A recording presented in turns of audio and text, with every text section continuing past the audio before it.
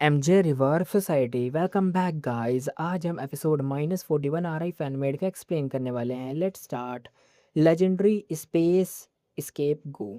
इस मिथिकल गो के around countless stories बनी हुई थी। ये कोई सीक्रेट नहीं था कि थिविंग हेवन ने इस गो को ऑब्टेन करने के लिए बहुत हाई एफर्ट किया था। यहाँ तक कि उसने लॉन्ग हिरन सेक्टर को भी गो बनाने में हेल्प करने के लिए चैलेंज किया था। दोनों ने 21 साल तक अटैम्प्ट किया और फाइनली सक्सीड कर गए, लेकिन सब बेकार गया क्योंकि स्पेस एस्केप गो ने थिविंग हेवन को उस स्पेस केव तक एक्सेस ही नहीं दिया जिसे वो डेस्परेटली ढूंढ रहा था। फेंगयुआन ने स्मॉल ब्लू गू को इंस्पेक्ट किया और इंस्टेंटली उसका फंक्शन और पर्पस समझ गया। फेंगयुआन कहता है, तो ये ऐसे काम करता है क्या? तो ये करता है ये। थिविंग हेवन जो नकली वाला था वो शॉक में एकदम आइज ओपन कर गया। वो कहता है, तुम्हें पता है ये क्या करता है? फेंगयुआन कहता है, इंडीड ये एक पैक्यूलियर गो है। फेंगयुआन ने स्केप स्केस गो का फंक्शन एक्सप्लेन करा। थिविंग हेवन का फेस यहाँ पे इनलाइटन हो गया। थिविंग हेवन कहता है, ये ट्रूली फेट का ट्रिक लगता है जो मेरी ग्रेव तक भी मेरा पीछा कर रहा है। फेंगयुआन कहता है, इंडीड इसके और फाइनली नेटर्स के साथ शायद मैं फाइनली फ्यूचर चेंज कर सकता हूँ। फेंगयुआन के पास अब एक प्लान था और अब वो पहले से कई ज़्यादा डिटरमाइंड था। आसमान रैपिडली यहाँ पे डार्क होने लगा। फेंगयुआन कहता है, फेंगयुआन अपनी टंग को क्लिक करा। फेंगयुआन कहता है, मुझे किक आउट करने का वेट नहीं कर सकते क्या है? अगर ये सिचुएशन पहले होती तो फेंगयुआन अपकमिंग ट्रायल का फेस करते वक्त थोड़ा सा ग्रिम होता, लेकिन अब वो इसके लिए एक्साइटेड था। फेंगयुआन तो भाई अब क्या बोले।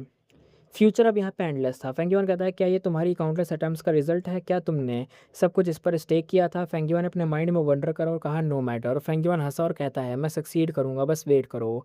मीनवाइल हवेली कोर्ट में सीन देखते हैं। स्टार कंस्टेलेशन कहते हैं, इट्स बिगिनिंग। स्टार कंस्टेलेशन ने ईस्टर्न सी के ऊपर गदर हो रहे ओमनिमस ब्लैक क्लाउड को देखा। वो कहती है, फेंगयुआन का एक्सेशन स्टार्ट हो गया है, अब कोई इसे स्टॉप नहीं कर सकता। रेड कहता है कि हम इंटरफेयर कर सकते हैं। स्टार कंस्टेलेशन ने हेड चेक करा और कहा, नॉर्मल फाइट में हम फेंगयुआन के अगेंस्ट ऑब्लिविएट हो जाएंगे और एक्सेशन के दौरान वो कंटिन्यूसली अपनी मैक्सिमम स्ट्रेंथ को एक्सर्ट करेगा। जेनेसिस ऐसे बोला जैसे उससे कुछ रियलाइज़ हो। जेनेसिस कहता है, वेट वेट, तो जिस रीजन में वो एक्सटेंड करेगा, क्या वो कम्प्लीटली डिवास्टेड, एक तरीके से डिवेस्टेटेड नहीं हो जाएगा? एक सूथिंग और मदरली वॉइस उनके पीछे से आई। अर्थ कहती है, वरी मत करो। हेवनली दाव में 3000 दाव के रिट्रीव करने का इंस्टेंट होता है ताकि वो डायरेक्टली उनकी प्रोग्रेस स्टडी कर सकें। फेंगयुआन को दाव एम्पर एलम में सक्सेसफुली ब्रेक थ्रू करने के लिए एक्सेशन प्लेन के बैरियर के अगेंस्ट बैटल करनी होगी। ये वॉइस नेचुरली अर्थ की थी। तो रेड कहता है, एक्सेशन प्लान्स क्या है? अर्थ कहती है, ओ स्पेस केव के आउटर लेयर और गो वर्ल्ड के बीच की स्पेस को एक्सेशन लेयर कहते हैं, एक्सेशन प्लान कहते हैं। अर्थ ने ये बात ऐसे कैजुअली कही जैसे कॉमन नॉलेज हो। रेड कहता है, आई सी वेट, क्या? एक मिनट, क्या बोला तुमने? रेड का जो एकदम से ड्रॉप हो गया। रेड कहता है, स्केप केव के बाहर भी स्पेस है? यानी मतलब ये क्या सीन है? मतलब ये कहना चाह रहे हैं क्या? मतलब इनको ये नहीं पता ना, गैलेक्सी भी तो होती है, स्टार्स भी होते हैं, दूसरे प्लैनेट्स भी तो होते हैं, इनको ये नहीं पता है।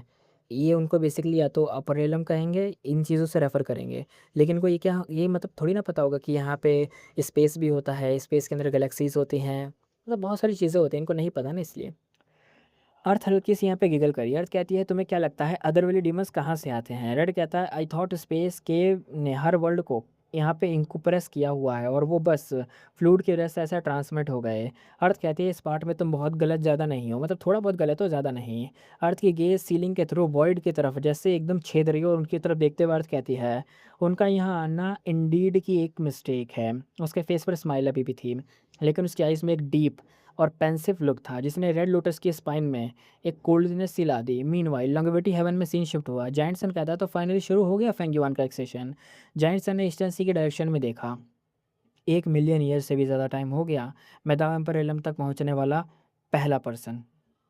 एक यंग गर्ल जायंट सन के पीछे एकदम बो करती है। हाई लॉन कहती है, वरी मत कीजिए लॉर्ड फादर, मैं एक दिन कैचअप करूंगी फेंगयुआन को। लॉर्ड रेकलेस ने मुझे अच्छे से गाइड किया है और मेरी प्रोग्रेस भी डीप स्टडीज में एकदम बढ़ रही है, मतलब डीप स्ट्राइड्स में बढ़ रही है, स्पीड में बढ़ रही है बेसिकली। जैंटसन ने हेड चेक करा। जैंटसन कहता, मुझे पता है तुम्हें मेरे रियलिस्टिक गोल रखने के लिए कहना पॉइंटलेस है क्योंकि ये तुम्हारी डिज़ायर है। मतलब फेंगयुआन आया, वेनरेबल बना और दाव एम्पर एलम तक पहुंच गया जो मैं कभी सपना देखता था, ये कहना चाह रहा है फेंगयुआन को। तो हाइलोन यहाँ पे उसे सपोर्ट कर रही है। जैंटसन आगे कहता है, मैं चाहता हूँ कि तुम अपना बेस्ट दो और फैमिली के इंटरेस्ट को इस अनलाइकली परशुस से ऊपर रखो। जिस जंगल से जैंटसन बात कर रहा था वह नेचुरली हाइलोलान थी। जैंटसन कहता है, बाय द वे, उसने हाईलॉन की तरफ देखा और कहा, लाइट टेम्परेचर कैसा है? हाईलॉन का हेड अभी भी बोर्ड था, लेकिन उसने हल्का सा उठाकर जॉनसन की तरफ देखा।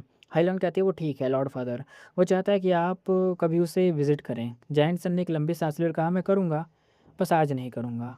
हाई लॉन यहाँ पे स्मार्ट थी, उसने इशू को पुश नहीं किया, वो जानती थी कि जायंट सन के अपने रीजंस हैं। हाई लॉन कहती है मैं ट्रेनिंग रिज्यूम करने के लिए लीव लेती हूँ। जायंट सन ने यहाँ पे हेड नोट करा और जाने दिया। मीनवाइल स्पेक्ट्रल हेवन के अंदर देखते हैं, स्पेक्ट्रल सोल कहता है लगता है तुम्हारा प्लान काम कर गया है। स्पेक्ट्रल सोल और हेवन फेंगयुआन पर क्लोज अटेंशन दे रहे थे। हेवन कहता है अर्थ गू को उसके पास होना अनोइंग और एक तरीके से वैक्सिंग लगता है, उसके पास अर्थ गू कहाँ से आ गया। स्पेक्ट्रल सोल कहता है हाउ सो, मतलब पता नहीं यार। हेवन कहता है कि इसका मतलब गो वर्ल्ड में एक फोर्थ प्लेयर है जिसके बारे में हम कुछ नहीं जानते और उसके पास रैंक 9 का अर्धगो था। इंस्पेक्टर सोल ने सिनिस्टर लाउड दी और कहा तुम इतने वरिड क्यों हो वैसे हेवन। फेंगयुआन के जाने के बाद 5 रीजन में कौन हमें रोक सकता है, ज़्यादा सोचो मत। हेवन ने कहा इतनी बड़ी एजम्पशन मत करो यार, हमें नहीं पता ये ग्रुप है या कोई पर्सन है, कौन है ये जो फेंगयुआन की हेल्प करी जिसने फेंगयुआन को अर्धगो दे दिया, और इतना पावरफुल कौन है जिसने रैंक 9 का अर्धगो दे दिया, कौन है वो। स्पेक्ट्रसोल कहता है तुम बहुत ही वरी करते हो। फेंगयुआन के जाते ही हमारी सारी प्रॉब्लम यहाँ पे ख़त्म, लेकिन जैसे उसने बोला ना ख़त्म, तभी जब पूरा वर्ल्ड एक वेंडेबल के एक्सेशन को विटनेस करने के लिए प्रिपेयर कर ही रहा था, एक लाउड वॉइस पूरे वर्ल्ड में एकदम एको हो गई। फेंगयुआन कहता है 5 विजन के सभी लोगों से मैं ग्रेट लव इमॉर्टल वेंडेबल बात कर रहा हूँ। मुझे हायर प्लान पर बुलाया गया है जहाँ मैं अपनी इमॉर्टैलिटी की क्वेस्ट कंटिन्यू करूँगा। किसी ने एक्सपेक्ट नहीं किया था कि फेंगयुआन अनाउंसमेंट करेगा, स्पेशली ऐसे टाइम पर। फेंगयुआन कहता है इसलिए मुझे बहुत प्लेजर हो रहा है कि मैं आप सबको ये ऑफ़र कर रहा हूँ। सबका टेंशन इंस्टेंटली यहाँ पे शार्पन हो गया कि मतलब फेंगयुआन ऑफ़र क्या कर रहा है। हेवनली गोट हो, स्पेक्ट्रल हेवन हो, लॉन्गेविटी हेवन हो, सब यहाँ पे अलर्ट हो गए। काफ़ी लोग यहाँ पे स्पेकुलेट करने लग गए। कोई कहता है is he going to leave behind a legacy as the first one able to ascend, मतलब क्या फेंगयुआन जाने से पहले यहाँ पे कोई इनहेरिटेंस अपनी दे के जाने वाला है, कोई लेगेसी देके जाने वाला, कुछ करने वाला है क्या। उन्हें आइडिया नहीं था कि रेकलेस सर्स डीमन वेनेबल और प्रीमोडल ओरिजिन इमॉर्टल वेनेबल ऑलरेडी दावा एम्परर थे। फेंगियो ने हल्का सा एकदम खांसा, पूरा वर्ल्ड एकदम बोटेड ब्रीथ के साथ ईस्टर्न सी की तरफ देख रहा था। फेंगियोन कहता है मैं आप सबको गो वर्ल्ड की हिस्ट्री के इस एक खतरनाक मतलब अचीवमेंट का पार्ट बनने का चांस देता हूँ, मेरे लेगेसी का पार्ट बनने का चांस देता हूँ। और भाई हेयर इट इज़ कम, दुनिया भर के गो मास्टर और इमॉर्टल की आइज अब भाई एकदम इंटेंस ग्रीड में आ गई कि भाई फेंगयुआन की लेगेसी, फेंगयुआन की इनहेरिटेंस। सब ईस्टर्न की सी की तरफ देखने लग गए। फेंगयुआन कहता है और सबको सिर्फ एक काम करना है, ग्रेट लव इमॉर्टल अलायंस को जितने ज़्यादा रिसोर्स डोनेट कर सकते हो करो, और आपका नाम हिस्ट्री में फॉरएवर रिकॉर्ड हो जाएगा। पूरा वर्ल्ड एकदम साइलेंस में छा गया कि अभी ये क्या बोल दिया। इतनी साइलेंस थी कि भाई टॉलेस्ट ट्रीज तक भी एकदम ऐसा लग रहा था कि पता नहीं, मतलब ऐसा हो गया था पूरे वर्ल्ड में कि अगर कहीं पे बूंद भी गिर जाएगी तो पूरे रीजन में उसकी आवाज़ आ जाए, ऐसी साइलेंस हो गई थी। कलेक्टिवली सबके माइंड में सिर्फ एक ही थॉट था, लेकिन सिर्फ 3 ग्रुप में इतनी हिम्मत थी कि वो लाउडली एकदम बोल सके आर यू मतलब एफ किडिंग मी, ऐसे टाइप का। अब आगे देखते हैं। उन वर्ड्स के बाद पूरे गो वर्ल्ड में काउंटलेस सिलेंडर्स और हीटेड डिस्कशन स्टार्ट हो गए। थाउजेंड्स ऑफ लोग ट्रेजर एलो हेवन में ग्रेट लव अलायंस के पास पहुंच गए और रिफंड डिमांड करने लग गए। लेकिन स्टोर हैंडल करने वाली वेल्स बिल्कुल शांत रहीं, चाहे उन्हें हरास करने वाले लोगों की भीड़ कंटिन्यूसली बढ़ती गई हो। सडनली फेंगयुआन कहता है जानबूझकर उसने खांसा, और फेंगयुआन कहता है अगर कोई सोच रहा है कि मैं तुमसे रिसोर्स मांग रहा हूँ तो मैं रिसोर्स मांग नहीं रहा, मैं उन्हें डिमांड कर रहा हूँ। वैसे फेंगयुआन की ऑरा पूरे गो वर्ल्ड में सर्च कर गई, चाहे कोई रिमोट रीजन का लोली सर्वेंट हो या सबसे पावरफुल रैंक हिट क्लैन का लीडर ही क्यों ना हो, इवन वेंडेबल भी हो, सब फेंगयुआन के प्रेशर में एकदम पसीने पसीने हो गए। उस मोमेंट पूरे वर्ल्ड को फिर से फेंगयुआन की डेस्पेयर इन एक तरीके से इंड्यूसिंग स्ट्रेंथ याद आ गई। आखिरी ईस्टर्न सी के ऊपर का सीन देखने के लिए काफ़ी था। जितनी सडनली प्रेशर आई थी उतनी सडनली वो डिस्पेयर हो गई। फेंगयुआन कहता ऑफ कोर्स मैं तुम्हारे रिसोर्स बिना कुछ रिटर्न दिए थोड़ी ना ले रहा हूँ, मतलब दूंगा यार। फेंगयुआन ने मर्चेंट जैसी स्माइल दी। फेंगयुआन कहता है ग्रेट अलायंस 5 रीजन में प्रॉक्सी के रूप में ऑपरेशंस कंटिन्यू करेगी और तुम्हारे को रिफाइन करने का ऑर्डर इस रैंकिंग चार्ट से डिसाइड होगा। फेंगयुआन ने फिंगर को स्नैप करता है, एलिमेंट के नेचुरल दाउमा को यूज़ करके उसने ईस्टर्न सी के स्काइज और ट्रेजर इलो हेवन में एक सिंपल एरे क्रिएट कर दी। एरे 5 रीजन के होलोग्राफिक मैप और लीडर बोर्ड पर था। लीडर बोर्ड पर उन क्लाइंट्स के नेम थे जिन्होंने फेंगयुआन को रिसोर्स डोनेट किए थे। फेंगयुआन कहता है जितने ज़्यादा रिसोर्स कंट्रीब्यूट होंगे उसके बेसिस पर तुम्हें पॉइंट्स मिलेंगे। इन पॉइंट्स को तुम आइटम या मुझसे फेवर्स के लिए एक्सचेंज कर सकते हो। ये मेरी प्रॉक्सी ग्रेट लव अलायंस से। पूरे वर्ल्ड में सब यहाँ पे एकदम चुप हो गए और फेंगयुआन के एक्सप्लेनेशन सुनने लग गए। फेंगयुआन कहता है रैंक 6 गो मटेरियल के बदले 1 पॉइंट मिलेगा, रैंक 7 के बदले 5 पॉइंट मिलेंगे, रैंक 8 के बदले 10 पॉइंट मिलेंगे और रैंक 9 के बदले 20 पॉइंट मिलेंगे। इमॉर्टल गो के लिए पॉइंट्स गो मटेरियल के पॉइंट के 100 टाइम होंगे। इसलिए रैंक 6 इमॉर्टल गो 100 पॉइंट का होगा और रैंक 7 करीबन 500 पॉइंट का, और इसी तरह आगे बढ़ते जाएंगे। इनहेरिटेंस भी सेल की जा सकती है वैसे तो। ऐसी मिलीशियस आइटम जो किसी कैटेगरी में फिट नहीं होती उन्हें भी सेल किया जा सकता है। इन सब की वैल्यू ट्रेजर हेवन के ट्रेजर लाइट के थ्रू एक तरीके से एवेल्यूएट होगी। अगर कोई रिसोर्स पॉइंट डोनेट करना चाहता है तो उसकी value case by case estimate होगी, लेकिन मैं इक्विवेलेंट रैंक इमॉर्टल गो से कम वैल्यू नहीं दूंगा। यानी अगर कोई मेरे को रिसोर्स पॉइंट भी देता है तो मैं उससे इमॉर्टल गो तो एटलीस्ट दूंगा ही, उसके बराबर का दर्जा तो मिलेगा उसको। फॉर एग्जांपल जो रिसोर्स पॉइंट रैंक 6 गो मटेरियल जनरेट करता है वो मिनिमम 100 पॉइंट का होगा। रिसोर्स की क्वांटिटी और क्वालिटी के बेसिस पर वैल्यू और बढ़ सकती है। किसी ने कुछ नहीं कहा, सब यहाँ पे क्रूशियल इन्फॉर्मेशन का वेट कर रहे थे। पॉइंट्स का बदले मिलेगा क्या, अब ये होता है। फैंक्यून कहता है पहली चीज़ जिसके लिए तुम पॉइंट्स यूज़ कर सकते हो वो है इमॉर्टल गो रिफाइनमेंट। 20 पॉइंट में हम तुम्हारी चॉइस का रैंक 6 इमॉर्टल को रिफाइन करेंगे, गारंटेड। अगर तुम्हारे पास वो रेसिपी भी नहीं है तब भी चलेगा, बस उसका नाम और इफ़ेक्ट बताओ, हम उसे बना सकते हैं। लेकिन इंग्रेडिएंट्स तुम्हें खुद ही प्रोवाइड करने होंगे। अगर कोई मटेरियल मिसिंग हो तो हमारे स्टॉक में अवेलेबल है, तो तुम पॉइंट यूज़ करके उसे कवर कर सकते हो। वैसे ये बहुत ही कोल्ड प्रोक्लेमेशन था। रैंक 6 गू बनाना नेसेसरी डिफ़िकल्ट नहीं था, डिसेंट रिफाइनरी से बना सकते थे और गारंटेड रिफाइनमेंट के हिसाब से प्राइस भी रीज़नेबल था। लेकिन लोगों को एक्चुअल शौक इस बात का था कि डिज़ायर्ड कोई भी गू अवेलेबल था, यानी कोई भी गू बना सकते हो। कोई भी रिफाइनर गारंटी नहीं दे सकता था कि मटेरियल वेस्ट नहीं होंगे और रिफाइनमेंट फेल नहीं होगी, लेकिन यहाँ फेंगयुआन वो गारंटी देता था। और लेकिन बिना रेसिपी के वो रिफ़ाइन कर देना, ये भी बहुत मतलब कभी ना सुनने वाली बात होगी। ये सिर्फ रिफ़ाइनमेंट वेंडेबल ही कर सकते थे। फेंगयुआन कहता है रैंक 7 के लिए रिफ़ाइनिंग कॉस्ट 500 पॉइंट होगी, रैंक 8 के लिए 1000 पॉइंट होगी, और सब रैंक 9 की कॉस्ट सुनने का वेट कर रहे थे। लेकिन फेंगयुआन ने जानबूझकर रैंक 9 को स्किप कर दिया और यहाँ पे टॉपिक पर आगे बढ़ गया। यहाँ पे फेंगयुआन कहता है और सेकंड चीज़ की बात करते हैं जो हम सेल करते हैं। फेंगयुआन ने यहाँ पे फिंगर को स्नैप करा, उसके पीछे उसकी काउंटलेस फीट्स और यहाँ पे एक अकॉम्प्लिशमेंट अपीयर हो गई। इनमें से कई अकॉम्प्लिशमेंट में बाकी 3 वेनेबल फैक्शन की डिफीट भी इंक्लूडेड थी। ये देखकर उनके माउथ में बिटर टेस्ट आ गया जो लोग हार चुके थे फेंगयुआन से। फेंगयुआन कहता है सेकंड थिंग जो तुम बाय कर सकते हो वो है ग्रेट लव अलायंस की माइट और फेवर। इस न्यूज़ ने पूरे 5 रीजन में फ्रेंजी क्रिएट कर दी और सबसे ज़्यादा वरीड थे 3 वेनेबल के ग्रुप। स्टार कंस्टिट्यूशन कहते हैं शिट, मैंने मिस कैलकुलेट कर लिया। उसने अपना थंब यहाँ पे बाइट करा और कहा अर्थ अगर फेंगयुआन फुल फोर्स से हम पर अटैक करे तो तुम अपने ट्रम्प कार्ड रिवील करो, तो हमारे विनिंग के चांसेस कितने होंगे। यानी हम भी अपना सब लगा दे और तुम भी अपना सब लगा दो तो हम जीत सकते हैं क्या।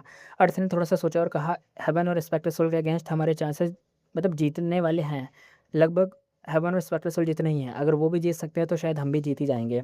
उसका आंसर बिल्कुल इंकरेजिंग नहीं था। अर्थ कहती है फेंगयुआन अब गू रीजन की अल्टीमेट वॉर मशीन बन चुका है, उसकी माइट अनपैरेलल्ड है और उसके पास नियरली लिमिटलेस इमोर्टलेसेंस है। एट्रिशन बैटल जीतना इम्पॉसिबल होगा क्योंकि वो कभी ऐसी सिचुएशन में आने ही वाला नहीं कि जब उसका इमोर्टलेसेंस खत्म हो। अनलिमिटेड है ना उसके पास।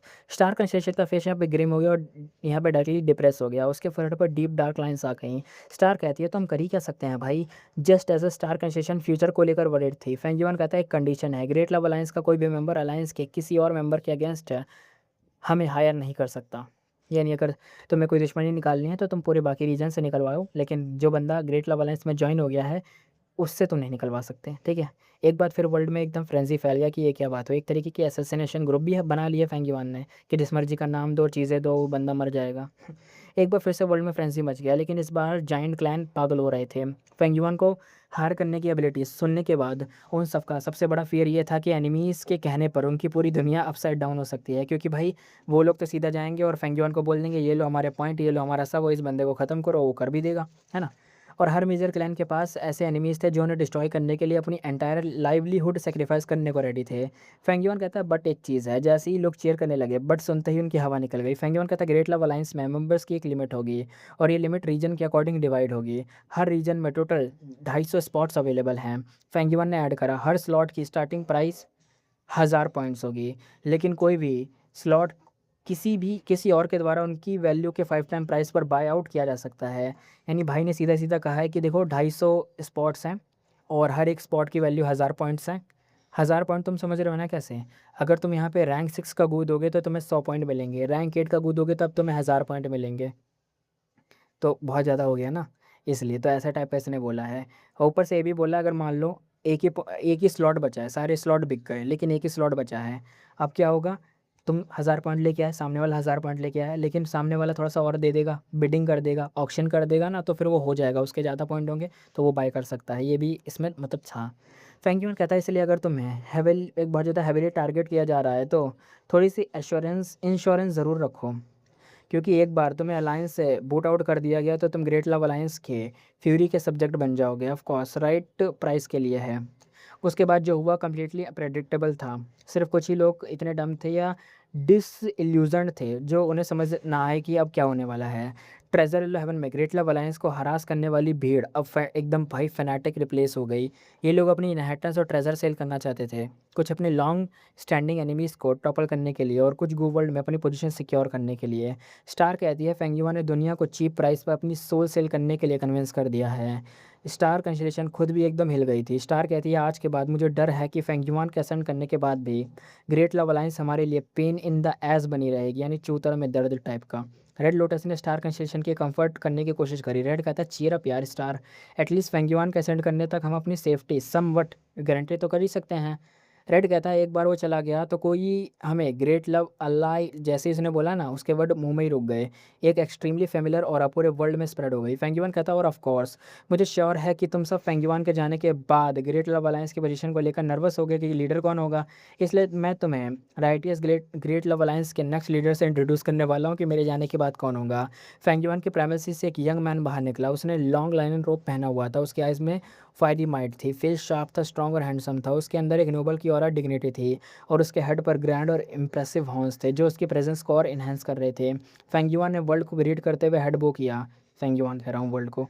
यहाँ पे वो जो इम्प्रेसिव यंग मैन था हैंडसम सा, उसने यहाँ पे वर्ल्ड को ग्रीट करते हुए हेड बो करा और कहा मैं वू शुआई हूँ, दाओ गार्डियन ड्यूक लॉन्ग का और grandson of dragon race का लीडर, और आज से मैं स्लेवन पाथ के न्यूवेस्ट रैंक 9 वेनरेबल हूँ। यानी यहाँ पे फेंगयुआन ने अपना एक और वेनरेबल इंट्रोड्यूस कर दिया है और फेंगयुआन के जाने के बाद दूसरा वेनरेबल यानी वू शुआई जो अभी वेनरेबल है, क्या बोले, अब वो यहाँ पे लीडर बन के रहेगा। Pain in the S. अब आगे देखते हैं। स्टार कंस्टेलेशन ने अपनी गेज स्टिल करी। स्टार कहती है हमारे पास कोई चॉइस नहीं है, हमें वुश वाई को मारना होगा। सब इतने शौक थे कि कुछ बोल ही नहीं पाए। फाइनली रेड ने अपनी साइलेंस ब्रेक करी और कहा मैं क्रिटिसाइज नहीं करना चाहता लेकिन हम ये करेंगे कैसे। ये वर्ड्स हार्श थे लेकिन बिल्कुल ट्रू थे। ये ऑलमोस्ट इम्पॉसिबल टास्क था। आखिर वुश वाई के पीछे पूरे 5 रीजन की हिस्ट्री का स्ट्रॉन्गेस्ट डीमन खड़ा था। स्टार कहती है हमें फेंगयुआन के एक्सेशन के बीच कुछ मोमेंट्स में स्ट्राइक करना होगा। एक्सेशन के शॉर्ट पीरियड में कोई कम्प्लीटली एक तरीके से इमोबाइल होता है। रेड को फाइनली सक्सेस की थोड़ी पॉसिबिलिटी दिखी। रेड कहता है ये पॉसिबल हो सकता है लेकिन अगर फेंगयुआन इमोबाइल होगा तो हम उसे क्यों नहीं मार देते। यानी अगर फेंगयुआन ही हिल नहीं सकता, वो कुछ कर नहीं सकता, तो हम फेंगयुआन को ही क्यों नहीं मार देते। और इस बार अर्थ ने आंसर दिया। अर्थ कहती है इमोबाइल शायद बेस्ट वर्ड नहीं है। अर्थ ने अपनी चिन को होल्ड किया और सोचा बस इतना समझो कि वो हेवली दाव के साथ कम्प्लीटली एक तरीके से एक हो चुका है, इसलिए वो वर्ल्ड से हर पॉसिबल सीन में आइसोलेट होता है। वो इमोवेबल होता है लेकिन साथ ही अनटचेबल, अनलाइकेबल, अनकिलेबल और लाइकेबल नहीं अनकिलेबल होता है। इसे मारा नहीं जा सकता, छुआ नहीं जा सकता और वो मूव नहीं कर सकता। इस वर्ल्ड पर एक्ट करने में कम्प्लीटली एक तरीके से अनेबल होता है। रेड कहता है आई सी। रेड ने अंडरस्टैंडिंग में हाँ मिलाया। रेड कहता है तो हमें इसी विंडो को टारगेट करना होगा और मुझे श्योर है कि इस मैटर में बाकी वेनेबल भी कॉर्पोरेट करेंगे। हेवली कोर्ट ने बाकी वेनेबल से कॉन्टैक्ट किया इंक्लूडिंग हेवन से। हेवन ने बोला फॉर नाउ ट्रूस, यानी ठीक है मैं एक्सेप्ट करता हूँ। हेवन ने इंस्टेंटली एक्सेप्ट कर लिया। सिचुएशन इतनी सीरियस थी कि हेवन और अर्थ एक बार फिर से फेंगयुआन से डील करने के लिए टेम्पररी एक साथ आ गए। जैनसन कहता है बाय द वे ये विंडो कितनी लॉन्ग रहेगी ये जो बनी हुई है। हेवन एंड अर्थ ने एक साथ आंसर दिया। एक एक इंसस स्टिंग के जलने के आधे टाइम के अराउंड, यानी ये मान लो लगभग 30 मिनट। वेनेबल के मल्टी चैनल माइंड लिंक में रेज एक्सप्लोड हो गया। सब कहते हैं व्हाट, हम इतने शॉर्ट टाइम में एक वेनेबल को कैसे मारेंगे। अगर कोई नॉर्मल वेनेबल होता तो शायद 7 वेनेबल के अगेंस्ट फाइट करना ही एक्सट्रीमली डिफिकल्ट होता, और यहाँ तो मल्टीपल दाव फ्रूट वाले वेनेबल इन्वॉल्व थे। लेकिन ये वुशवाई था, इंस्लेमेंट पाथ का वेनेबल, और सबसे इंपॉर्टेंट फेंगयुआन का क्लोन। किसी को नहीं पता था कि उसके पास कितने ट्रिक्स और डेवियस ट्रैप्स हिडन होंगे। हेवन एंड अर्थ एक बार फिर से परफेक्टली सिंक में बोले। हेवन एंड अर्थ कहते हैं तुम सब रिलैक्स करो।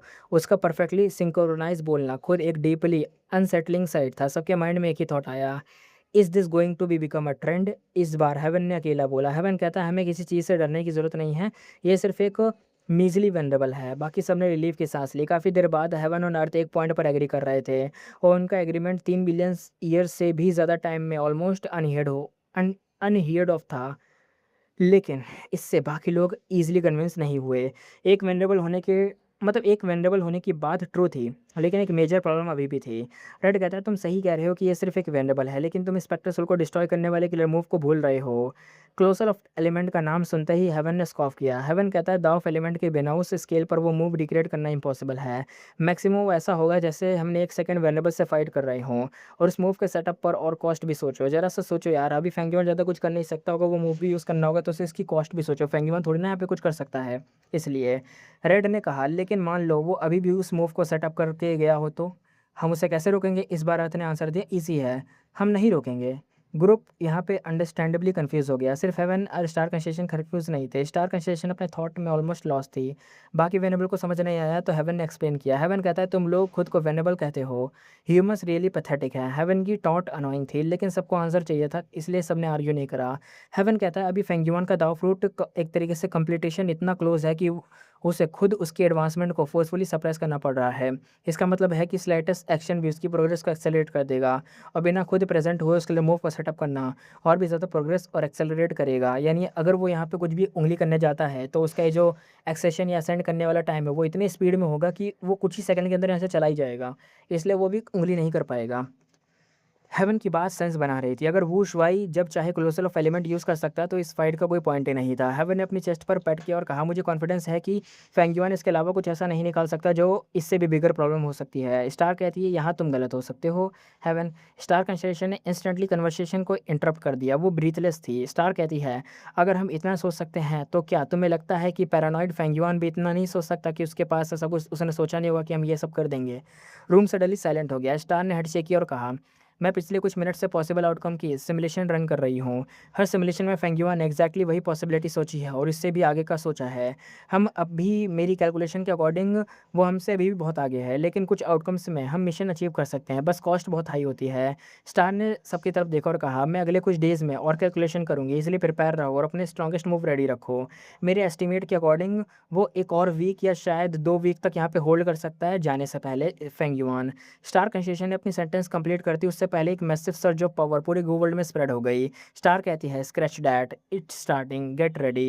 Eight that same time eastern sea के सेंटर में मेडिटेट कर रहा फेंगयुआन अपनी आइज खोलता है।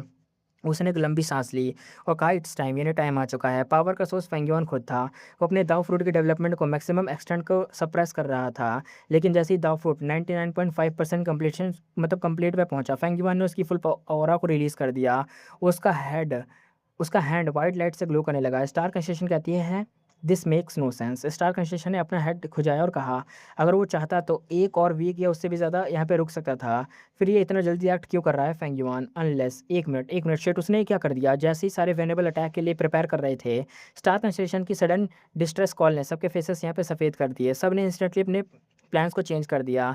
स्टार कंस्टेलेशन चिल्लाते हुए कहती है, he is not going to stall, यानी वो रुकने वाला नहीं, बल्कि वो यहाँ अटैक करने वाला है, वो भी पूरे गू वर्ल्ड में। एलिमेंट रिस्पॉन्ड करने लग गए, लेकिन इस बार वो इंक्रीजिंगली एराटिक और अनस्टेबल हो रहे थे। जो भी गू मास्टर एलिमेंट गू यूज़ करने की कोशिश करता उसे सडनली रिफाइनमेंट और एक्टिवेशन की डिफिकल्टी सिग्निफिकेंटली इंक्रीज होती हुई मिली। फेंगयुआन कहता है, कंप्लीट दाओ किलर मूव रैग्नारॉक। अरे भाई, फेंगयुआन ने अपना हैंड ग्राउंड में स्लैम कर दिया।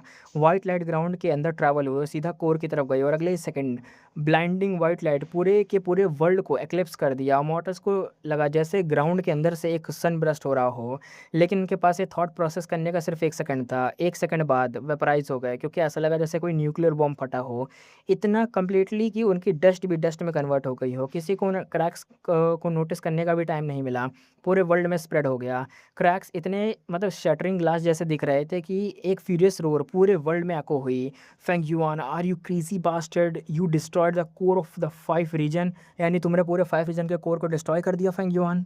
अब आगे देखते हैं। Fengyuan, you are a crazy bastard, you destroyed the core of the 5 region. Complete outrage से भरी ये रोर भाई एग्जैक्ट सेम टाइम पर सातों वेंडेबल ने चिल्लाकर बोली थी। और एक एडिशनल वॉइस भी थी। स्टार कंस्टेलेशन कहती है, अच्छा। स्टार कंस्टेलेशन ने एक्स्ट्रा वॉइस नोटिस करी, लेकिन सोल्यूशन ढूंढने में ऑलरेडी बिजी थी। हर सेकंड इंपॉर्टेंट था, जितना ज़्यादा टाइम जा रहा था उतना ही ज़्यादा यहाँ पे लाइफ लूज हो रही थी। स्टार कहती है कि हमने गो वर्ल्ड को होल्ड करने वाले कोर को यहाँ पे ना पैच करना होगा। जो यहाँ पे कोर को थोड़ा डिस्ट्रॉय कर दिया है, जो भी उसमें हुआ है दिक्कत, उसको पैच करना पड़ेगा। डेथ टोल अब सिर्फ मॉर्टल तक लिमिटेड नहीं है, कुछ रैंक 6 भी मरना स्टार्ट हो गए हैं। गो वर्ल्ड का कोर प्लैनेट्स के नॉर्मल कोर जैसा नहीं था। आखिर गो वर्ल्ड एक फ्लैट प्लेन था। ओके, तो फ्लैट वर्ल्ड था फाइनली ये। कोर एक्चुअली एक सेफ्टी मैकेनिज्म था जो कि पूरे गो वर्ल्ड में इमॉर्टल एसेंस और दावमार्क को कंटेन और मैनेज और डिस्ट्रीब्यूट करता था। ये क्योस को एब्जॉर्ब करता था और धीरे धीरे क्योस को ट्रिबुलेशन के फॉर्म में वर्ल्ड में रिलीज करता था। इसी प्रोसेस से दावमार्क बनते थे। इमॉर्टल एसेंस के केस में कोर रेसिड्यूशल क्योस को ऑर्डर में कन्वर्ट करता था, फिर हेवेली दाव के विल को मिक्स करके एक एक तरीके का एनकम्पेंसिंग एनर्जी बनाता था जिसे वर्ल्ड के लिविंग बींग्स एब्जॉर्ब कर सकते थे। फेंग युआन ने गो वर्ल्ड के एग्जिस्टेंस को होल्ड करने वाले पूरे कोर को डिस्ट्रॉय नहीं किया था, उसने सिर्फ उसे बहुत ज़्यादा डैमेज करा था। आखिर कोर यहाँ पे थियोरेटिकली दाव एम्पायर की माइट को राइवल कर सकता था।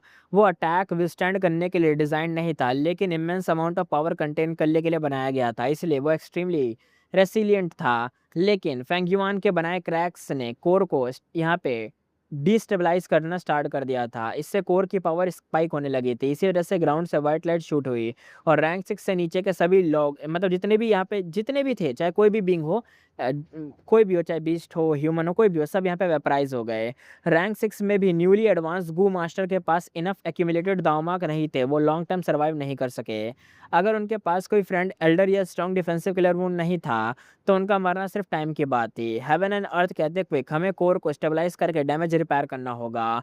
हेवन और अर्थ एक साथ चिल्लाते हुए, बाकी वेनरेबल कहते हैं हमें जाने दो, हमें भी हेल्प करनी है, लेकिन हेवन ने उन्हें रोक दिया। हेवन कहता है नो, तुम्हें मिशन कंप्लीट करना होगा। फेंगयुआन इतना डेंजरस है कि उसका एक क्लोन भी सर्वाइव नहीं करना चाहिए, उसका थ्रेट बहुत ज़्यादा बड़ा है। अर्थ ने एग्रीमेंट में हाँ हिलाया और कहा मैं भी हेवन से एग्री करती हूँ। फेंगयुआन गो वर्ल्ड की हिस्ट्री में पैदा हुआ सबसे बड़ा थ्रेट है, उसके साथ कोलैबोरेट करना मिस्टेक थी। मुझे नहीं लगा था कि वो इतना, मतलब इतना ज़्यादा डिरेंज हो सकता है। अर्थ को लॉस्ट लाइफ का डीप पेन फील हो रहा था, सिर्फ लिविंग बींग्स ही नहीं, फेंगयुआन के अटैक से ट्री, रॉक, रिवर और माउंटेन तक भी यहाँ पे ख़त्म हो चुके थे। हर डिस्ट्रक्शन ने अर्थ के हर्ट में एक यहाँ पे स्कार छोड़ दिया था। उसने हर एक चीज़ को, मतलब हर एक चीज़ की दर्द तक फील करी थी। अर्थ कहती है जो लोग मर चुके हैं उन्हें अब सेव करना तो टू लेट है, लेकिन जो अभी भी जिंदा है उन्हें बचाने के लिए हमें अभी भी टाइम है और करना पड़ेगा कुछ। बाकी वेनरेबल ने भी हाँ में सिर हिलाया कि ठीक है। जाइंट सन और हवेली कोर्ट ज़्यादा वरिड नहीं थे। कोर की पावर ने गो वर्ल्ड के मेजॉरिटी मॉडल्स को वाइप आउट कर दिया था, लेकिन अभी भी ये एक बड़ा सा इवेंट नहीं बना था। हाँ, टाइम के साथ ये बहुत बड़ा इवेंट बनने वाला था, इतना ज़्यादा कि क्या पता पूरा वर्ल्ड ख़त्म हो जाए। लेकिन करंट मोमेंट में कोर से लीक होने वाली एनर्जी की स्ट्रेंथ सिर्फ रैंक 6 किलर मूव के इक्विवेलेंट थी। प्रॉब्लम सिर्फ इतनी थी कि ये पूरे 5 रीजन पर साइमल्टेनियसली अफेक्ट कर रही थी। हेवन कहता है फेंगयुआन एक्सेशन के दौरान वू शुआई को अपने प्राइमेसी में होल्ड नहीं कर सकता। अगर उसने ऐसा किया तो वो एक्सेशन के बाद वू शुआई को गो वर्ल्ड में वापस प्लेस ही नहीं कर पाएगा, फिर क्लोन होने का पूरा पर्पस ही खत्म हो जाएगा। हेवन सेंट्रल कॉन्टिनेंट के वेस्ट की तरफ स्पीड में जाने लगा, अर्थ उसके साथ चली गई। बाकी वेनरेबल ने भी डिसअपेयर होते हुए देखा। जिस लोकेशन की तरफ वो जा रहे थे वो ऑब्वियस थी। स्टार कहती आई सीन। स्टार की आइज यहाँ पे शाइनिंग स्टार में ट्रांसफॉर्म हो गई। वो कहती है तो ये है जो अर्थ एबियस के बॉटम में है। ये इंटरेस्टिंग रेवलेशन था। लेकिन फैंग यहाँ पे वेनरेबल्स के पास अब वर्ल्ड के दूसरे सीक्रेट्स के बारे में क्यूरियस होने का टाइम नहीं था कि मतलब बॉटम में क्या है, पानी के नीचे क्या है, इस दुनिया के दूसरी दुनिया में क्या है, मतलब ये सब क्यूरियस होने का टाइम नहीं था। अभी दिक्कत सामने थी, उसको सॉल्व करना था। अभी उनका सिर्फ एक ही गोल था, वू शुआई को फाइंड करके एलिमिनेट करना। स्पेक्टर सोल कहता है वो ईस्टर्न सी में हाइड कर रहा होगा। स्पेक्टर सोल ने रीज़न दिया कि वही प्लेस फेंगयुआन के कंट्रोल में है, इसलिए सबसे लॉजिकल लोकेशन तो वही होगी। रेड कहता है तुम ये भूल रहे हो कि वही सबसे डेंजरस प्लेस भी है, क्या पता फेंगयुआन नेक्स्ट सेशन से पहले वहाँ किस टाइप के ट्रैप सेट कर दिए होंगे। स्पेक्ट्रल कहता है डेंजरस प्लेसेस ही सबसे ज़्यादा रिजल्ट देते हैं। स्पेक्टर सोल अनॉयड था कि रेड लोटस उसकी कॉमन सेंस वाली बात को क्वेश्चन कर रहा है। रेड कहता है और इसी टाइप की फूल्ड फुल हार्डिनेस का फेंगयुआन एडवांटेज लेगा, वो हमें ऑब्वियस आंसर के पीछे भेजकर हमारी स्ट्रेंथ वेस्ट करवाएगा। रेड और स्पेक्ट्रल एक दूसरे को एकदम भाई घूरने लग गए। स्पेक्ट्रल कहता है हाँ, अगर तुम इतने स्मार्ट हो तो बताओ वुशवाई कहाँ हाइड कर रहा है। रेड ने अपोजिट डायरेक्शन की तरफ फिंगर करी और कहा वेस्टर्न डिजर्ट में। स्पेक्ट्रल कहता है कि वहीं पे क्यों करेगा वो। रेड ने फिंगर अपने हेड पर टैप किया और कहा थिंक अबाउट इट, ये ईस्टर्न सी से सबसे ज़्यादा दूर वाला रीजन है और ये एक लौता रीजन है जहाँ कोई वेनरेबल अभी प्रेजेंट नहीं है। थीविंग हेवन का रिवाइवल अभी बाकी वेनरेबल से अननोन था, इसलिए सब उसे परमानेंटली डेड ही समझ रहे थे। लिमिटलेस को भी डेड माना जा रहा था। जायंटसन कहता है अच्छा। जायंटसन ने चिन को स्क्रैच करा। जायंटसन कहता है मेक सेंस, बट जायंटसन ने अपने इन्वेस्टिगेट मेथड वेस्टर्न डिजर्ट में लॉन्च करे। जायंटसन कहता है मुझे वहाँ उसकी कोई भी ट्रेस डिटेक्ट नहीं हो रही है। ऑफ कोर्स पॉसिबल है फेंग युआन ने कोई ऐसा मेथड ट्रेंड किया हो जो उसकी प्रेजेंस को हम सबसे कंप्लीटली हाइड कर सके। Let me try something new, immortal killer move, the right path forward. Giant sun ने गोल्डन लाइट शूट करी और स्काई को एकदम चीरते हुए चली गई। स्पेक्टर सोल कहता है इसका मतलब क्या है, वो स्पेक्ट्रल हेवन में है क्या? स्पेक्ट्रल सोल ने जायंट सन को यहाँ पे एकदम देखा।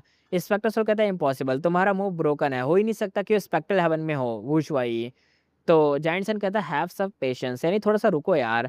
जैसे ही जायंट सन ने कहा गोल्डन लाइट शावर की तरह नीचे आई, उसने साउथर्न बॉर्डर को स्पॉटलाइट कर दिया। जायंट सन कहता है अच्छा तो वो साउथर्न बॉर्डर में है, और ये सेंस भी बनाता है क्योंकि ये उसका बर्थ रीजन था। 500 ईयर्स इन द फ्यूचर से रिलेटेड ऐसे सीक्रेट यहाँ ज़रूर होंगे जो हम नहीं जानते। रेड लोटस से स्पेक्टर सोल ने जायंट सन को एकदम देखा, लेकिन एक और आर्गुमेंट स्टार्ट होने लगा। सारे 5 वेंडरेबल ने एक एक तरीके से अनमिस्टेकेबल ऑरा डिटेक्ट करी। ऑरा ईस्टर्न सी से आ रही थी। स्पेक्टर सोल कहता है सी, मैंने कहा था ना वो ईस्टर्न सी में छुपा होगा वुशुआई, देखो ऑरा वहां से आ रही है।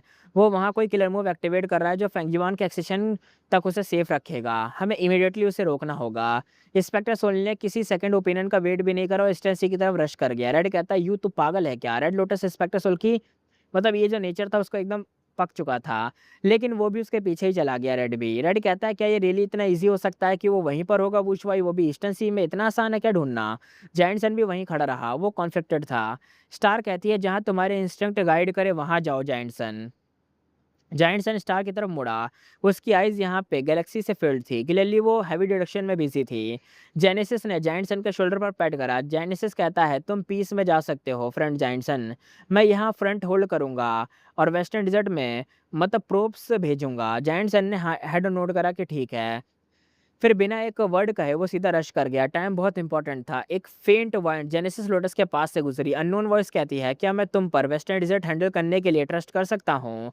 अगर कोई इस सीन को देखता तो उसे लगता जेनेसिस लोटस पागल हो गया, क्योंकि वो किसी से बात कर रहा था, उसके पीछे किसी की आवाज़ आ रही थी और मतलब कोई तो था यहाँ पे। वाइंड के साथ एक फेंट विस्पर सुनाई दी। अननोन वॉइस कहती है we shall see. Genesis Lotus ने हेड नोट करा और कहा सीइंग इज इनफ। अब आगे देखते हैं। लीव्स और वाइंड के वेस्ट की तरफ मूव करने के साथ एक फेंट विसल सुनाई दी। जेनेसिस लोटस ने एक लंबी सांस ली और स्टार कंस्टेलेशन की तरफ मुड़ा। जेनेसिस कहता है स्टार, अभी तक कोई क्लू नहीं मिला। स्टार ने हेड शेक करा और कहा पूरे गो वर्ल्ड में बहुत कुछ हो रहा है, इस वजह से मेरी प्रोडक्शन एक तरीके से फॉग अप हो रही है। अभी कुछ भी श्योर नहीं है, लेकिन जैसे ही हर टीम अपने सर्च साइट पर पहुंचती है मैं डिटरमाइन कर पाऊंगी कि वुशुआई वहां है या नहीं। जेनेसिस ने कहा एटलीस्ट फेंगयुआन से हम सेफ हैं। अब बस उसके ट्रैप्स का मैटर करता है, जो भी है मतलब उसके ट्रैप्स अगर हैं तो दिक्कत होगी, वरना कोई दिक्कत नहीं। जेनेसिस और स्टार दोनों ईस्टर्न सी के स्काइज की तरफ मुड़ गए। ऊपर एक ट्रांसेंडेंटल फिगर हवा में बैठा हुआ और इमेंस पावर से ब्रिमिंग कर रहा था। वो क्रॉस लेग्ड लोटस पोजीशन में था। उसके फीचर इंक्रीजिंगली अनक्लियर हो रहे थे। उसका पूरा बॉडी ही इल्यूजनरी बन रहा था। वो था फेंगयुआन। एक्सेशन के दौरान कोई हेवनली दाव के कांटेक्ट में होता है और अपने कल्टीवेटेड दाव के इनर वर्किंग को समझता है। जब वह सक्सेसफुली दाव को अंडरस्टैंड कर लेता है तो उसे उस दाव की पावर का कंप्लीट एक्सेस मिलता है और वो खुद अपने दाव का लिविंग एक तरीके से एम्बोडीमेंट बन जाता है। इससे उसे ऐसी पावर मिलती है जिसे वेंडेबल भी देखकर एकदम भाई हिल जाएं। स्टार ने कंटिन्यूसली फेंगयुआन को देखा। स्टार यहाँ पे कहती है क्या कर रहा है? जेनेसिस कहता है वरिड हो क्या तुम? स्टार कहती है बहुत ज़्यादा। जेनेसिस कहता है मुझे पता है दाव एम्पर रेलम हम सबकी कैपेबिलिटीज से बहुत बियॉन्ड है। कौन जानता है कि हमारे ट्रम्प कार्ड फेंगयुआन को क्वासी दाव एम्परर के फॉर्म में भी डिफीट कर पाएंगे या नहीं? और जेनन दाव एम्परर की तो बात ही अलग है, वो तो अब दाव एम्परर बनने वाला है, लेकिन ये कितना टेरिबल हो सकता है? स्टार ने एक लंबी सांस ली और कहा तुम समझ नहीं रहे, दाव एम्पर रेलम में जाना simple linear increase in strength नहीं है। उसकी आइज यहाँ पे अलग हो गई। उसने बोला एक बार कोई दाव एम्परर रेलम रीच कर ले उसे इमॉर्टल गो की जरूरत ही नहीं रहती। जेनेसिस बोला तुम्हारा क्या मतलब है? स्टार यहाँ पे बोलती है उनकी ओनली लिमिट उनका रिस्पेक्टिव दाव होता है। तो फिर जेनेसिस कहता है लेकिन फिर तो वो तो स्टार कहती है हाँ गॉड लाइक, हाँ बिल्कुल भाई वो एकदम भगवान टाइप होते हैं, गॉड लाइक होते हैं। जेनेसिस लोटस फेंगयुआन के एंडलेसली किलर मूव फायर कर पाने के थॉट से ही एकदम भाई पसीने में आ गया, क्योंकि भाई एक तो फेंगयुआन बड़े खतरनाक अटैक करता है, ऊपर से सोचो अगर वो दाव एम्पायर बन गया, जब वो अटैक करेगा तो भाई वो अनंत अटैक होंगे। ऐसा मान लो वो अटैक होते ही रहेंगे, सालों तक अटैक होते रहेंगे। जेनेसिस कहता है इवन दो प्रीमोडल और रकलेस के पास सुप्रीम दाव है, फेंगजुआन का दाव ऑफ एलिमेंट भी वीक नहीं है, और उसकी ट्रिकरी को ऐड मत करो, मतलब उसको तो ऐड मत ही करो, मैं तब बता रही हूँ, मतलब ऐसा समझ जाओ कि अगर वो अपनी स्कीम और ट्रिक्स ऐड ना करे तब, और अगर वो उन्हें भी ऐड कर दे तो भाई क्या दिक्कत होगी। फेंगयुआन को मारना बहुत मुश्किल है। स्टार कहती है मैटर उससे भी ज़्यादा कॉम्प्लिकेटेड हो जाएगा। फेंगयुआन का एडवांटेज उसके दाव की रॉ स्ट्रेंथ नहीं बल्कि उसकी कंप्लीटनेस है। जेनेसिस को बात समझ नहीं आई तो स्टार ने एक्सप्लेन करा। स्टार कहती है ट्रू है कि कोई अपने दाव फ्रूट को यहाँ पे डिलीजेंटली कल्टिवेट और अंडरस्टैंड करके दाव एम्पर रेलम रीच कर सकता है, लेकिन अगर उसका दाव एट लीस्ट 50% कंप्लीट नहीं है तो वो असेंड नहीं कर सकता, और अगर समहाउ असेंड कर भी जाए तो अपने दाव की फुल पावर एक्सेस नहीं कर सकता। जेनेसिस ने उसकी बात पर सोचा और कहा, जेनेसिस कहता है आई सी, इसलिए तुम जैसे पर्सन जिनके पास दाव की ऑलमोस्ट कंप्लीट अंडरस्टैंडिंग है लेकिन उसे मैनिफेस्ट करने के लिए फिजिकल रिसोर्स नहीं है, असेंड नहीं कर सकते। स्टार ने हेड नोट करा और कहा, दाव की कंप्रिहेंशन हमें अपने दाव को मर्ज और कॉन्ट्रैक्ट एक तरीके से कॉन्ट्रैक्ट करने देती है, लेकिन दाव की फिजिकल फॉर्म कंडेंस करने के लिए इमॉर्टल को चाहिए। जेनेसिस कहता है अगर रेड लोटस असेंड करे तो, स्टार कंस्ट्रक्शन ने हेड चेक करा और कहा उसकी कंप्रिहेंशन हाई है लेकिन कंप्लीट नहीं है, उसके उसके दाव फ्रूट को सॉलिडिफाई होने के लिए इनफ टाइम नहीं मिला है। अगर वो अभी असेंड करेगा तो उसके पास सिर्फ हाफ एस दाव फ्रूट होगा, आधा चूतर दाव है फ्रूट। क्या बात है भाई, क्या वो बाद में कंप्लीटेशन की कमी को कवर नहीं सकता, यानी असेंड कर जाए हायर रिलम में चला जाए उसके बाद वो कंप्लीट कर ले। तो स्टार कहते हैं टेक्निकली यस है, लेकिन उसकी इम्प्रूवमेंट रेट इतनी पिटिफुली स्लो है कि उसके लिए रिस्टार्ट करना बेटर होगा भाई, मतलब इतना पीछे है वो। जेनिस कहता है इतना बैड है क्या? स्टार कहती है और क्या, दाव को वाटर और आइस की तरह इमेजिन करो। दाव फ्रूट एक सॉलिड आइस ब्लॉक है जिसमें एक ओपनिंग है जो अभी फ्रीज नहीं हुई। गो वाटर के सोर्स हैं जो उसके अंदर फिल करते हैं, जब तक ओपनिंग है वाटर अंदर जा सकता है, लेकिन ओपन मतलब एक बार ओपनिंग क्लोज हो गई तो उसे दोबारा ओपन करने के लिए स्ट्रक्चर डैमेज करना पड़ता है और इससे क्रैक्स अपीयर होने का रिस्क होता है, जिससे वाटर अंदर फ्लो होने के बजाय बाहर लीक हो सकता है। जेनेसिस लोटस ने सोचा, उसने बोला अच्छा आई सी, तो अब सिर्फ सिर्फ यही यूज स्टॉप करने के होप कर सकते हैं, मतलब सिर्फ यही उसे स्टॉप करने की होप कर सकते हैं यहीं पर, वरना हम एकदम मतलब हो जाएगा हमारा काम। तो स्टार कहती है यस यही है। अगर फेंगयुआन का कोई क्लोन ऐसा हुआ जिसके पास सारे रिसोर्स और अटेंडमेंट हैं तो उसके लिए दूसरा दाव फ्रूट कंडेंस करना, असेंड करना, एक्सप्लोड करना और रिपीट करना ज़्यादा टाइम नहीं लगेगा, यानी वो एक के बाद एक दाव एम्पर रिलीज करता रहेगा। स्टार कंस्ट्रक्शन कहती है दाव एम्पर स्ट्रांग हैं, लेकिन फेंगयुआन जैसे कम्प्लीटली डेवलप्ड दाव एम्पर को डिस्ट्रॉय करना एक तरीके से मतलब दुनिया खत्म के करने के बराबर होगा। जेनेसिस कहता है तो हमें वूशवाई को हर हाल में ही मारना होगा वरना भाई फेंगयुआन तो खत्म कर देगा भाई सब कुछ। सीन यहाँ पे शिफ्ट होता है ईस्टर्न सी के अंदर। स्पेक्टर सोल कहता है मैं वूशवाई की प्रेजेंस एग्जैक्टली सेंटर में सेंस कर सकता हूँ, फेंगयुआन के नीचे। रेड लोटस जब तक वहां पहुंच चुका था। रेड कहता है अलर्ट रहो, ये फेंगयुआन का टेरिटरी है। इस बार स्पेक्टर सोल ने रेड लोटस की बात से एग्री करा। रेड लोटस ने क्विकली स्कैन करा। रेड कहता है मुझे कोई ट्रैप यहाँ पे सेंस नहीं हो रहे, लेकिन फेंगयुआन के केस में कुछ भी सर्टेन नहीं है, कुछ भी कभी भी हो सकता है। दोनों ईस्टर्न सी के सेंटर की तरफ फ्लाई करने लगे। उन्हें दाव की पावर फ्लक्चुएट होती और रियलिटी खराब होती हुई दिखी, जैसे कुछ रियलिटी एकदम भाई डिस्टार्ट हो रही है, एकदम खत्म हो रही है, टूट रही हो। स्पेक्टर सोल ने जेंटली अपनी फिंगर एयर पर रब करी, इंस्टेंटली फ्लेम क्रिएट हुई और एक इन्फर्नो में शूट अप कर गई। यहाँ पे स्पेक्टर सोल कहता है यहाँ फायर पाथ दावमा कितने डेंस है कि मेरी फिंगर की सिंपल फ्रिक्शन भी रैंक 1 किलर मूव में कन्वर्ट हो गई है, यानी मैं ऐसे छू दूं तो वो रैंक 1 किलर मूव है। रेड लोटस ने बोला ये एक तरीके से अनोमली फेंगयुआन के एक्सेशन का रिजल्ट होने चाहिए। मुझे श्योर है ईस्टर्न सी के बाकी पार्ट्स भी सिमिलर बायोम में ट्रांसफॉर्म हो गए होंगे। रेड लोटस का मतलब ये जो गैस था एक बात करेक्ट था। फेंगयुआन के अराउंड एक 5 साइडेड पेंटाग्राम के अंदर डिफरेंट रीजन में डिफरेंट दावमार्क कंसंट्रेटेड थे। दावमार्क इन्वायरमेंट के लिविंग कंडीशन पर स्ट्रॉन्ग इम्पैक्ट डालते हैं, लेकिन चेंज इतना सडन था कि अभी तक कोई भी रियल इन्वायरमेंट इफेक्ट डेवलप नहीं हुआ था। ये भी याद रखना ज़रूरी था कि स्पेक्टर सोल की इमेंस स्ट्रेंथ की वजह से उसकी फिंगर से इतनी हीट जनरेट हुई थी। किसी नॉर्मल पर्सन को सिर्फ थिक फायर पाथ दावमा की वजह से अनबियरेबल हीट फील होती है।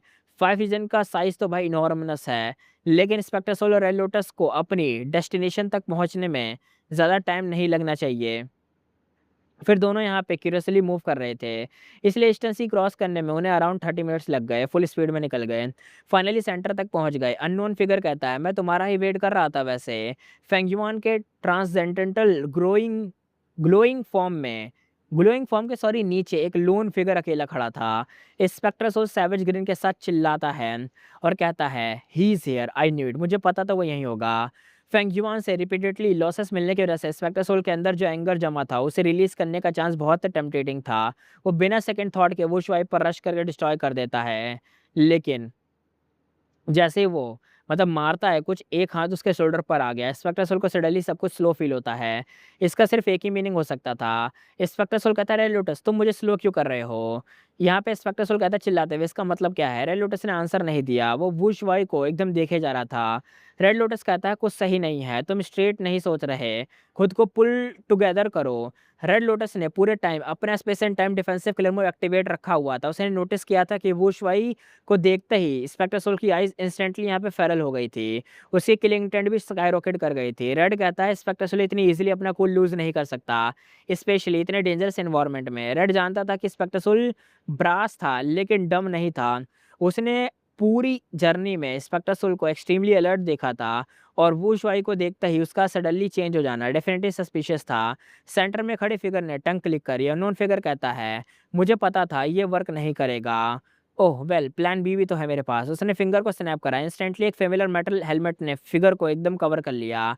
मेटेलिक वॉइस कहती है, तुम मुझे ढूंढने आए हो लेकिन तुम्हारा वेट सिर्फ डेथ कर रही है। एलिमेंट की पावर उनकी लोकेशन पर यहाँ पे कन्वर्ज होने लगी। स्पेक्टर सोल की क्लैरिटी स्लो वापस आ रही थी। रेड ने स्टार कंस्ट्रक्शन और बाकी वेनेबल से कांटेक्ट करा। रेड कहता है, गाइस हमें वुशवाई मिल गया है। रेड कहता है बैकअप चाहिए, वो colossal of element killer move के कंट्रोल में है लेकिन इमीडिएट रिस्पॉन्स नहीं दे रहा। कुछ सेकंड तक साइलेंस रहा है। रेड कहता है हेलो। रेड लोटस ने रिस्पॉन्स ना मिलने पर स्लाइटली एकदम वरिड हुआ। तभी बूम आवाज आई। बैटल की साउंड उनके कम्युनिकेशन क्लियर मूव के थ्रू उनके ईयर्स तक पहुंच रही थी। रेड लोटस कहता है, हेलो कौन, ये क्या हुआ, एक ऐसी आवाज आ रही है? जैंटसन की वॉइस आई, अरे मैं हूँ वुशवाई, मुझे मिल गया है। वो साउथर्न बॉर्डर में है, मैं उसका पशुत मैं उसका पीछा कर रहा हूँ उसको पकड़ने के लिए। वो मैरिडियर फ्लाइंग वॉरशिप में स्केप कर रहा है और उसने साउथर्न बॉर्डर के मेजॉरिटी गो मास्टर को एंस्लेव कर लिया है।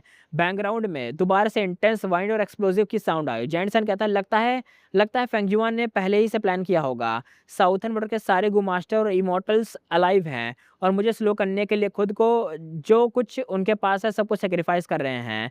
जैसे ही जैंटसन ने कहा, मैरिडियर फ्लाइंग वॉरशिप की कैनन्स जैंटसन की तरफ मुड़ गई और फायर कर दिया। जैंटसन कहता है, शिट। जैंटसन किलर मूव को डिटेक्ट कर सकता था लेकिन उसे डैमेज की टेंशन नहीं थी, प्रॉब्लम थी स्लो डाउन। जैंटसन कहता है, ये किसी टाइप का slow down time path killer move use कर रहा है, ये डेफिनेटली वही है। रेड लोटस, मुझे तुम्हारी हेल्प चाहिए अभी के अभी इस जगह पर। रेड कंफ्यूज हो गया। तभी क्लोसल कंप्लीट हो गया लेकिन उसका साइज फेंगजुआन के ओरिजिनल क्लोसल एलिमेंट से करीबन, अगर मान लो क्लोसल ऑफ एलिमेंट यानी एक टाइटन का साइज 32 है तो ये जो अभी वाला था ना इसका एक होगा। मेटालिक वॉइस कहती है, हा हा हा हा, तुम अभी कंफ्यूज हो गए राइट? रेड लोटस ने आईब्रोज चढ़ाई और कहा, ना, जिसे जायंट सन चेस कर रहा है वही रियल वन है राइट, वरना वो इतना डेस्परेटली एस्केप क्यों करेगा? मेटालिक वॉइस ने सिर्फ चकल किया। तभी एक और वॉइस कम्युनिकेशन में चैनल पर आई। वॉइस कहती है, मुझे वुशवाई मिल गया है, वो वेस्टर्न डिजर्ट में है। रेड लोटस के सामने खड़े वुशवाई ने हंसा। रेड लोटस का कंफ्यूज फेस ने सब कुछ यहाँ पे क्लियर कर दिया था क्योंकि भाई तीन तीन जगह पे प्रेजेंट टाइम में एक ही वक्त पर वुशवाई प्रेजेंट थे। एक जगह पर वुशवाई भाग रहा था मैरिडियर फ्लाइंग वॉरशिप के अंदर जहाँ उसके पीछे जायंटसन पड़ा था साउथर्न बॉर्डर में। दूसरा वुशवाई था वेस्टर्न डिजर्ट के अंदर जो लड़ रहा था एक बंदे से। और तीसरा वुशवाई था यहाँ पर जो अभी अपने रेड लोटस और स्पेक्टर सोल के साथ था ईस्टर्न सी के अंदर। अब पता नहीं आगे क्या होगा। इसी के साथ एपिसोड करते खत्म, फिर मिलेंगे नेक्स्ट एपिसोड में।